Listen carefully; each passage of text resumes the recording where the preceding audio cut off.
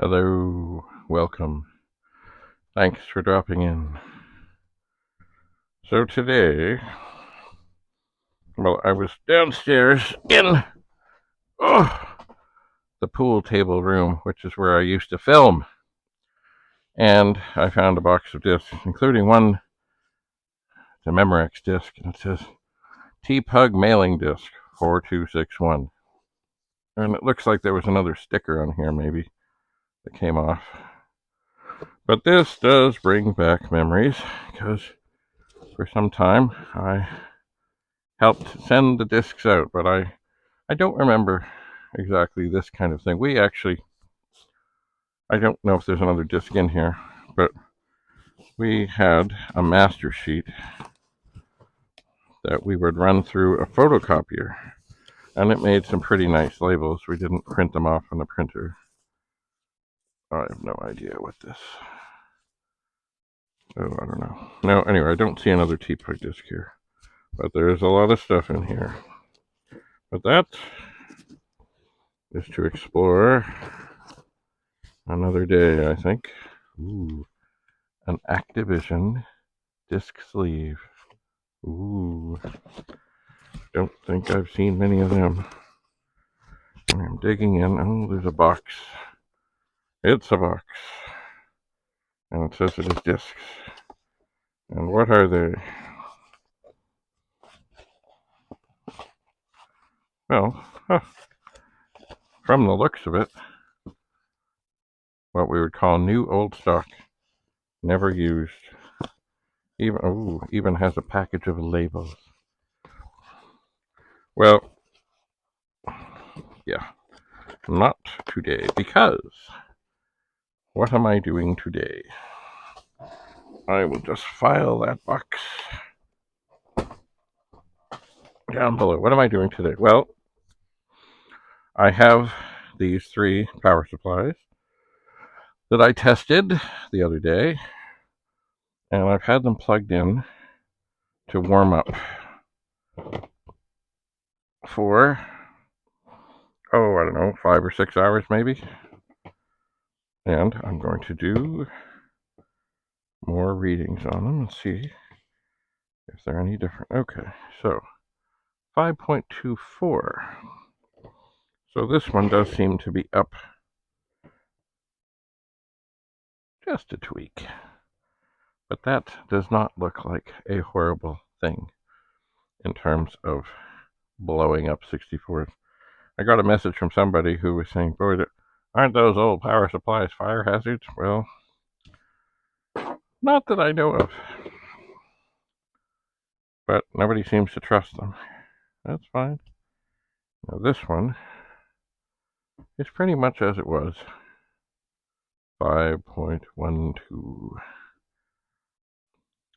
And remember, this is just the 5-volt side of things. It does not measure the 9-volt side of things. Let's see here. 5.11. So I think, oh, wait a second. Now it jumped. 5.23. Let's try that again. 5.23.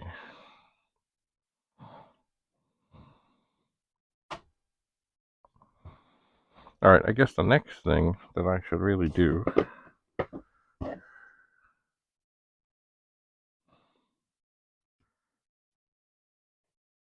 5.24. They all look okay. I guess the next thing I should do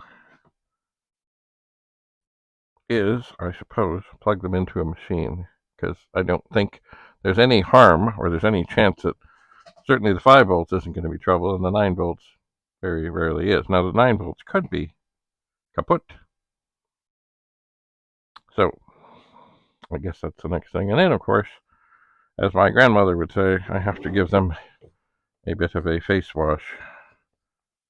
Yes, I can gently feel warmth. Warmth.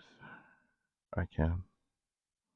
Anyway, especially this white. Anyway, they're all dusty. They're all dirty. But nothing that a little toothbrush and water might not be able to fix. So those are looking good.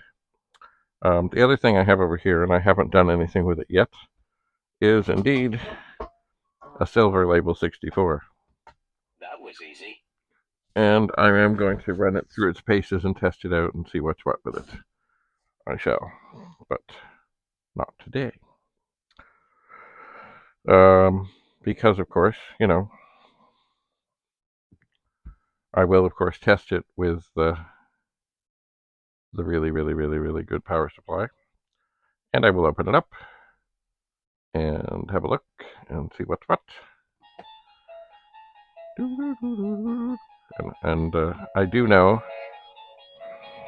stop that. I do know that it is indeed the old board because it has a 5-pin connector. So I have no doubt that it is. Actually, it's funny. I was looking on eBay and there was somebody who was selling a Silver Label 64 without, of course, the top of the machine, which, of course, is where the Silver Label is. And the board looked right, but without the top, the keyboard and everything, how do you know it's a Silver Label? Because there were lots of those circuit boards that were not in Silver Label 64s. Lots of them. Anyway, there was another one on eBay I saw, and it says it's a Silver Label, low serial number, all that. But when you look at the board, it's definitely not the early board. So, is it possible that somebody along the way, besides Commodore, changed it? Yes. Is it possible that Commodore changed it? Yes. Because, of course, when they would get returns, and it's funny, not this last year, maybe the year before, I met a fellow who, he had been a co-op student at Commodore, Canada, and they spent lots and lots of time going through returns and repairing them. And basically, to them, it wasn't a big deal if it went in or out of the same case that it was in or the same anything that it was in. It was just, okay, fix it, get it out the door. Fix it, get it out the door. Because I'm sure they had a lot that came back.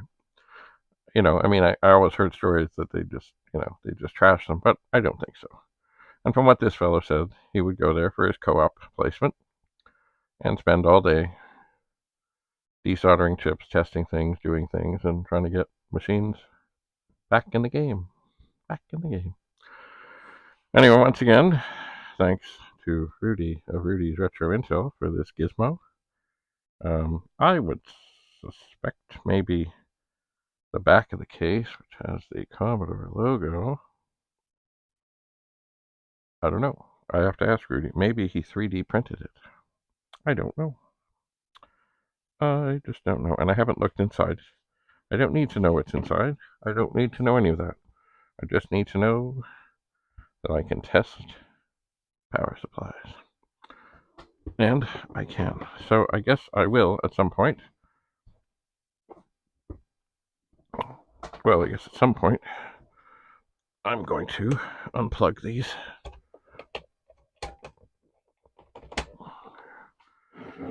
And I will give them a shot on a 64 before I spend any more time on them. There's still a chance we could be cutting wires. Could be. We'll see. Anyway, so lots to do. I am trying to endeavor to tidy up the pool room where I used to film. Maybe I can film there again, or maybe, heavens to Betsy, maybe I could play a game of pool. Maybe. I am inclined to try and get it where I could play a game of pool in there and go through lots of stuff that is there. There's lots of stuff there. Lots of stuff. Just that one box. Right now I've been going through boxes. Excuse me. See, long ago, there was a show called Copper, and it was put on by BBC America, and it was based in 1863, 1864, around the time of Lincoln and Rebellion, and it was based in New York City, and I was on it. Now, I did not have a speaking role. I was what they call a background performer. And I wasn't on tons and tons and tons, but like, because I was working, of course, it was limited to, like evenings, weekends, whenever it would work out. Because really, to them, um, unless it's a continuation of something that was already shot, they just need people. They don't really care if it's the same people. But if it is, there was the occasional weekend when they'd say, we need you for the whole weekend because it's a long scene, it's a complicated scene, and all the background people have to be the same as what they were. And I said, okay. Um, but otherwise, if I could make it, I could. If I couldn't, I couldn't. But I definitely, there was another fellow on the show, and we had the best beards. And we were seen here and there. We were both only on season 2 of Copper, which sadly it died after season 2. Oh well. Anyway, it was quite the experience. Anyway, so why did I mention Copper? Well, after the show shut down, I did go. They had a thing they were auctioning and selling and whatever, and I did get a whole bunch of paperwork. And you say paperwork, what's that? Well, they would have scenes in this thing where they would have stores and offices and things, and they'd be loaded with binders and not binder, but books and papers and things and stuff and mail and everything. And so they had to create these old-looking documents, which they probably spent over the 2 years, tens of thousands, if not more, much more, on the creation, because really the people who create these things are artists. So old-looking books, old-looking papers, mail that might be on somebody's desk. And here's one trick that they used to do, and I'm not surprised, is, continuity is everything, because, they might be shooting for 2 days on a scene. And say there's a pile of mail or a pile of papers or a pile of whatever on the desk. They got to be the same as what they were, in the same position. And if it's like a pile, the pile has to be, otherwise someone will notice that this is not. Unless, of course, the papers are part of the scene and they're dealt with and they're moved around or shuffled or whatever. So what they would do is, of course, they'd make this pile of papers, and usually it wasn't tons of them, but some of them, maybe 3 or 4 or 5 or 6 layers of them, and I would lay them out, and they would glue them together.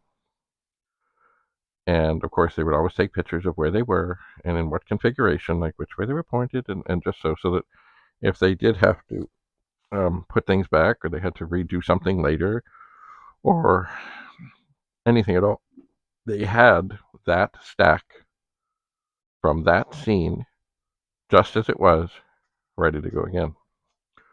And anyway, I had boxes and boxes of this vintage paper stuff, and I always thought at some point I might do um, some sort of picture, like a period thing, and then of course I could use all these things. I thought, now looking back on it, should I really gone to the trouble of getting all this stuff? No, probably not.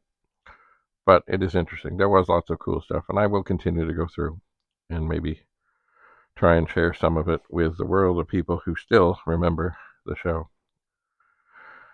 We'll see. I did meet a lot of cool people there. Anyway, so that is the beginnings of the start of tidying up the pool room. I guess actually the first thing I did to kind of tidy up the pool room was get the pets out of there, because I was gathering pets. I'm still gathering pets, and as you know, perhaps you know, I still have 7 more in the garage I have to be able to get at, which I haven't been able to get at yet. And in winter, it's no fun working in the garage. So, anyway, tested power supplies. They all seem to be okay after some period of being plugged in and heating up.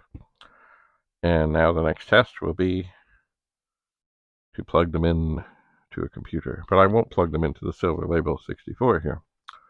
I'll find something else, another test machine, and see what's what. And of course, if it doesn't go well, and any are, if any of them are at all iffy, the cords are coming off. Dun, dun, dun, dun, dun. Anyway, That was easy. thanks for coming. I did notice the last time I filmed I had a little trouble with the sound, so I moved the microphone. Hopefully this helps. So we'll see you again soon. Bye for now.